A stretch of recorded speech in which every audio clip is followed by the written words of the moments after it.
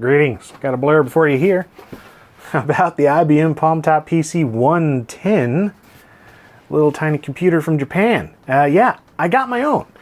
So if you saw my video on the main LGR channel, I actually did a full retrospective kind of review thing of this that was donated. Well, it wasn't donated. It was loaned to me so I could make a video, and then I sent it back.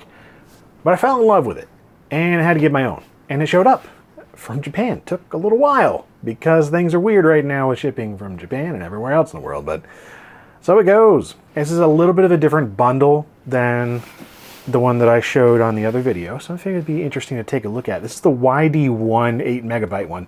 So it doesn't have the hard disk, it doesn't have as much RAM, it also doesn't have, what else doesn't it have? I don't remember.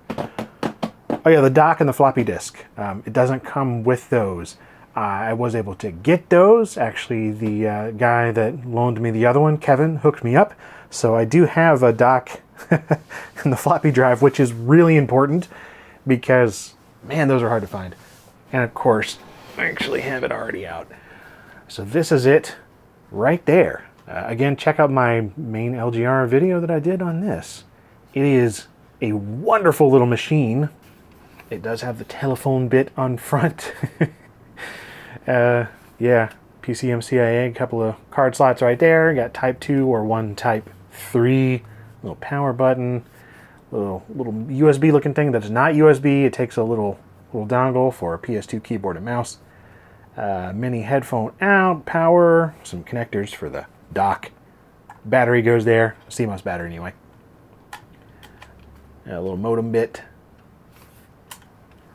Battery goes here, the main battery. It's like a camera style battery, rechargeable thing. And compact flash card slot. And thankfully the seller included one. And there's also a little ringer here that you can turn on and off. This is kind of tight in place there. But yeah, I had a bunch of folks asking in my main video in LGR about why didn't you demonstrate the phone part, or at least have it ring or something. What does the ringer sound like? I actually don't know. I don't have a phone line or anything that would translate something else to work with like my cell phone or Wi-Fi. I need to get something like that, honestly, or even one of those like devices that just sends a ringer signal to a phone. I think that would probably work with this to at least hear the ringer. But anyway, I don't have that. So eventually, probably, I guess I'll do another follow-up. The other reason that I picked this up is because this has a different screen. In fact, it's been fixed up and kind of replaced, which is interesting. Let me get the brightness up here a little bit. So yeah, one thing that I was complaining about and was just sort of disappointed to find out the reality of is that these PC110s are all suffering from a degradation of the screen where some of the layers are coming apart. And it's just falling apart, and there's a lack of contrast, and it goes all crappy in the middle. And eventually, the display just goes away, and I think it has to do with the polarization filter. Anyway, that is what has been replaced on here. Like the layer has been taken off, and it's been replaced by this new layer on top here. So you can see it's actually, yeah, it's a whole new bit of polarization going on there, and it's unfortunately quite reflective. And there's also a little divot in it. I have actually already taken this apart just to, well, the main thing I wanted to do was clean it because there were a bunch of particles and some dirt and junk that had gotten in between the new layer and the original display. It is still the original DSTN display passive matrix thing, so it's not the entire screen that's been replaced, not a TFT or anything.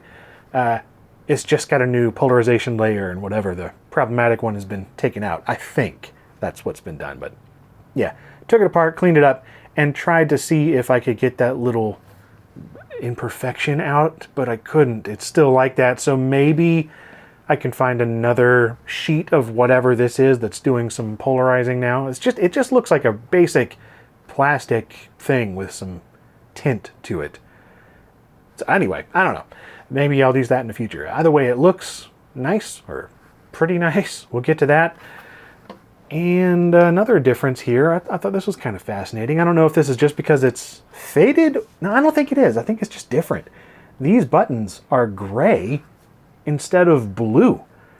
The YDW bundle came with blue mouse buttons, and I started looking around and saw a bunch of other pictures that people had posted of their palm tops in Japan.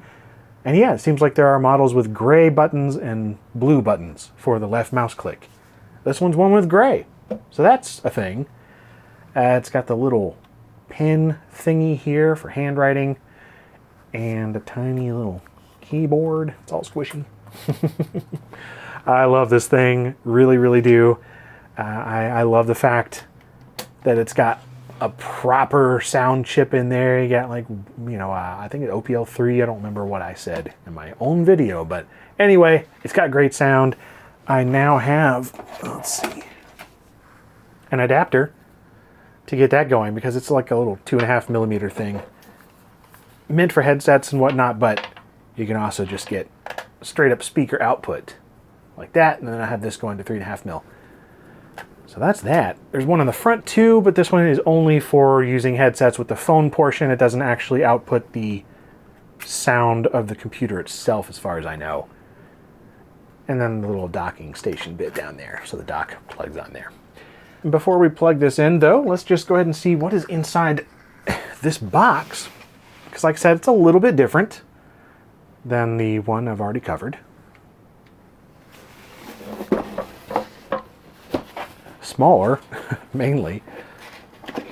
But, I mean, it's cool. Now I can actually do whatever the heck I want with this one. There was a bunch of sealed stuff in the other one I didn't want to open up because it wasn't mine. But this one's mine. I could set it on fire if I want to. No, I wouldn't do that. Alright. So this is pretty cool. We've got a bundle of IBM PC-DOS J7.0V. So yeah, DOS V PC version. This one's still sealed.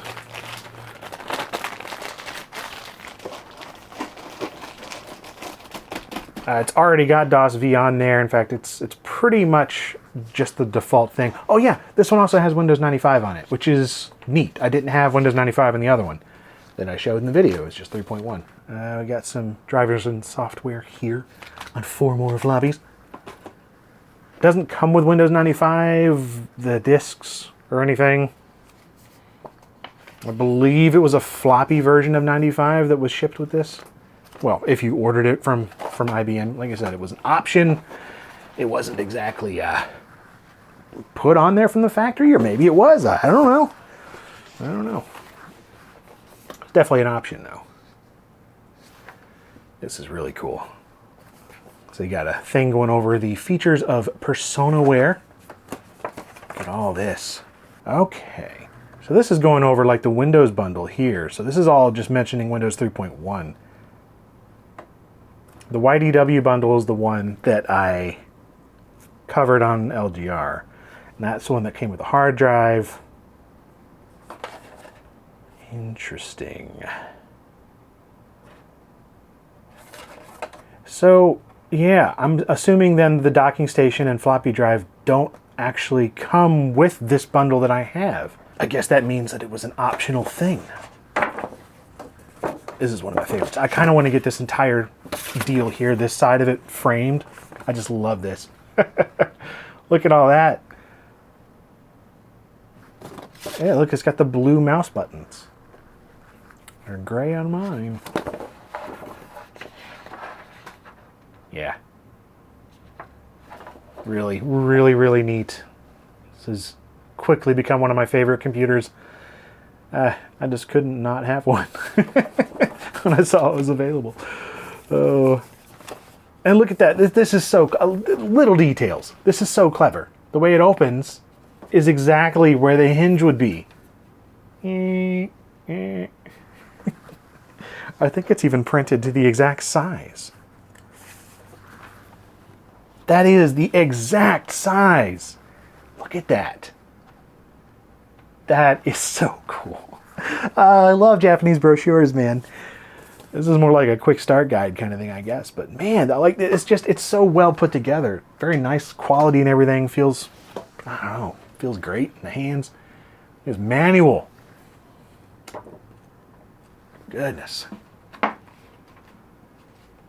There's a lot. Oh man. I had a lot of fun making that video too, just translating a lot of this and, you know, figuring out piece by piece a whole lot of Japanese websites about it.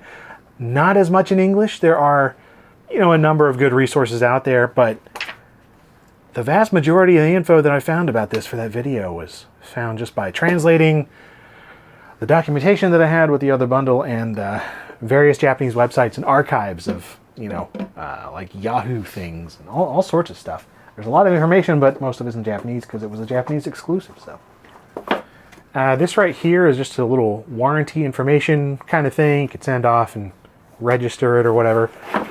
It's a nice little envelope, as is often the case with these Japanese computers. This is where the computer would go. I've got the seller hooked me up with a replacement battery here. This is not the original IBM battery. Unfortunately, with the cool IBM logo, it's just one of these little rechargeable ones, and you can still get these. They still make them for various cameras and whatnot, lights and things like that. They're very easy to get. You can get them and recharge them, and man, it makes life pretty easy with this thing.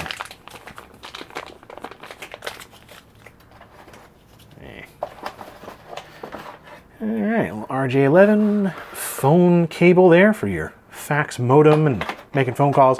You do have to plug it into a wall. I had a surprising number of comments of people, I assume that people know how landline telephones work, but I guess I shouldn't assume that, because I had a lot of comments saying like, how does it get a signal? Well, or like, well, you know, where's the SIM card? If it's a phone, and it's like, no, you got to plug it into the wall physically. It's a landline thing. I guess I should have explained that. So that's how that works. Anyway, man, I feel ridiculously old when I saw all those comments. I'm like, oh no, I failed the youngins. And yeah, we got the AC adapter here, which is just standard little tiny thing, thankfully. No big power brick needed. And that's all that's in this bundle. There's nothing else. It's a very simple base bundle for this computer system. And I'm going to get it powered on. You can see what this new screen, or slightly repaired screen, looks like. Because it is different. Yeah. And of course, Windows 95. Gotta try some Windows 95 stuff. Oh, and just real quick, let me see if I can get this out of here. Ooh. Really hard to get that out. There's no button for the CF card. Yeah, this is what the seller included. So everything is on here. There is no hard drive in this. It just uses built-in flash memory for a very base installation. A DOS V takes up like, I think you get 4 whole megabytes, and DOS is less than a megabyte for the base installation. But yeah, the seller also included this. So this has Windows 95 and all the software and everything on here. So yeah, neat. We're just going to boot straight off the CF because I don't have a PCMCIA hard disk. Okay, so I've got the little palmtop PC110 plugged in and ready to go. It's actually in its dock at the moment, and it's got a floppy drive plugged in, a keyboard, a mouse, speakers, power, and an external monitor, but as far as I can tell, or at least I can't figure out any way to change this, you can only use one display or another. It doesn't mirror the display between the built-in one on the palm top and an external one. You can just switch between the two. So anyway, this is the docking setup, and let's just go ahead and get it turned on. A little bit of a reflective display there. One of the side effects of the way it's been changed. Yeah, 20 megs of RAM, which is fantastic. That is the maximum that this thing has. And look at that, Windows 95 startup. It will go directly into PersonaWare though, and it even has a nice little Windows 95 shortcut here, in addition to the one that you previously just had for DOS. So this will take you back to a DOS prompt. But yeah, Windows 95 is in here, and of course, all the normal things that I showed in the main LGR episode about this are in here as well. But the main thing I want to show is Windows 95 in this video. Let's go ahead and do that. And I do find it curious that it puts up that Windows 95 splash screen before it goes into PersonaWare. and then it loads it.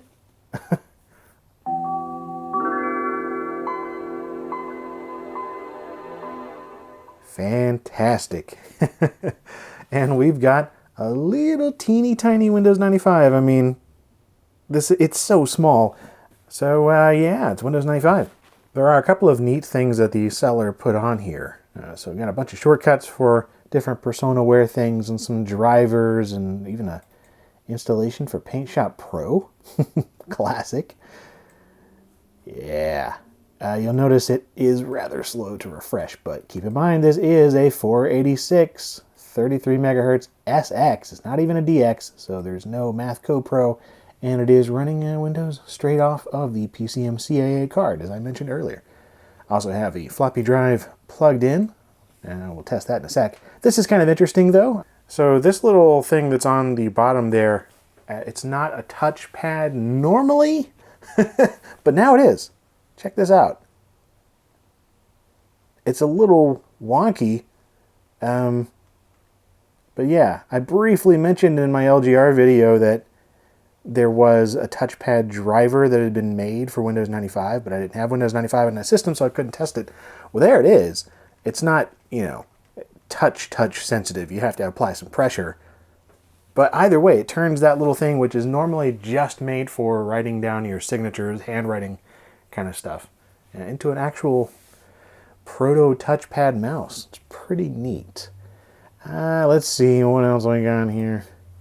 Not really a lot going on in terms of the installation. It's just looks like, oh wow, we got Real Player. Just a basic Windows 95 installation. As far as I know, this is more or less how it came. If you were to get it configured like this, the reason that I'm so convinced that it came configured like this is because it has the actual Windows 95 startup, or the shortcut when you start it up in PersonaWare. That doesn't work. In lieu of getting that going, we'll just go with the old standby just to try some music.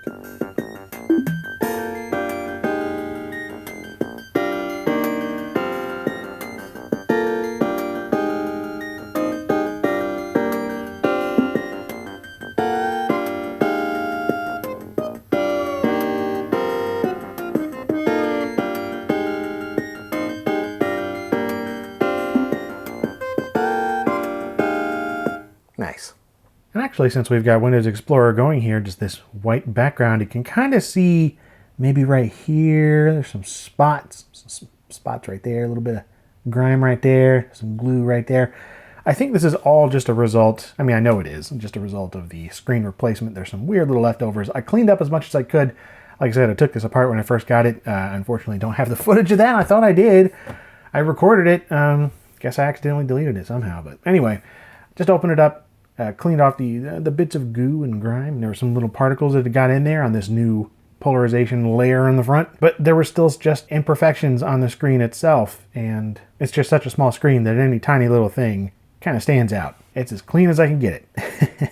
So there's some of those little bits that's kind of annoying.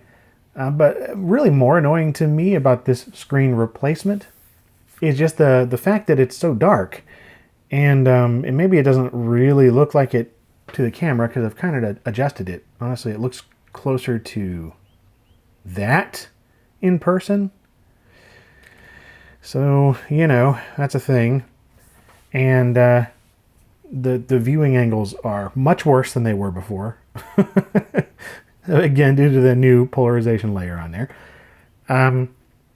There's also kind of a yellowish tint to it. It's not, I don't know, terribly noticeable here, but if you got like a DOS prompt, for example, anything with a darker background, it becomes much more apparent. Yeah, look at that. It's just kind of this yellowish green hue that is on top there. Kind of a side effect of this replacement. Like overall, it's much clearer and the contrast is better. I mean, it's obviously just infinitely better than a screen that doesn't work at all. And overall, it's completely viewable and usable. It's unfortunate, some of the trade-offs. But yeah, since we got Windows 95, let's run some Windows 95 things like the pack-in game with Windows 95. Off the CD-ROM, copied it over, we got Hover.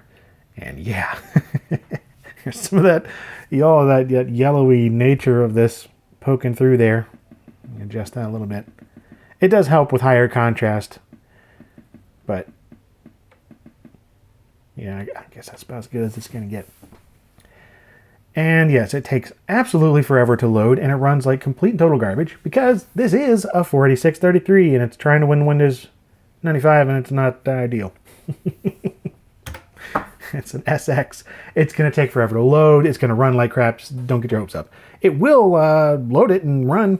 So there's that. That's cool. The fact that it runs Windows 95 games at all is pretty awesome in a tiny little computer this size. I mean, this thing's ridiculous.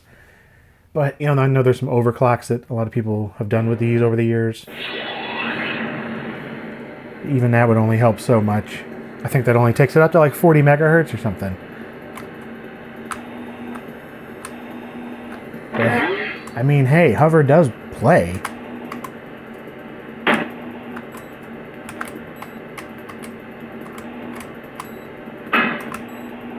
It's just terrible. Oh, man. Well.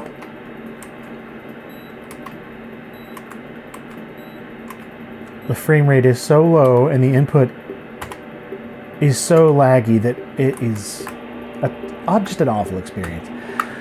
But what do you expect, right? And this is not even full screen. It'd probably be a lot worse than full screen. We're not even going to try, man. Not even going to try. Something we are going to try, though, is Lode Runner Online, the Mad Monk's Revenge. One of my favorite games from this era, in the mid-90s. But it's just a demo version. I don't want to, you know, whip out an external CD-ROM and install it that way or anything. So we'll just see if this demo works. I don't actually know if it meets the system requirements, this system. We'll see, though, I guess. But hey, at least with that little compact flash card in there, it actually is pretty speedy. Installation is complete. Okay, let's see what we got here.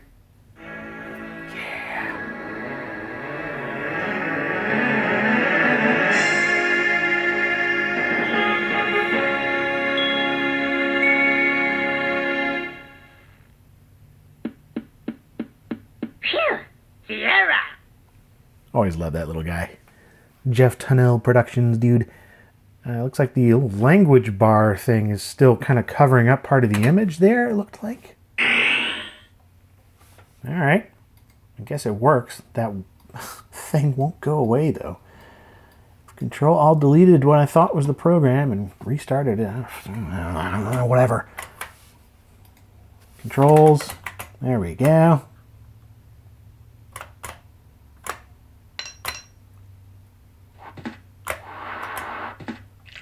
I mean, you know, it's working pretty good. So I guess it does meet the requirements. So that's fun. I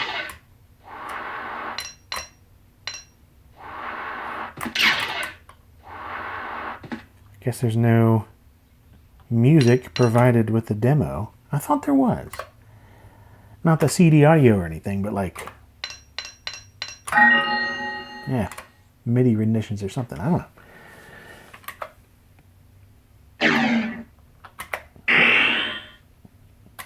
Go. Oh, how do I pick things up? What do I do? Where?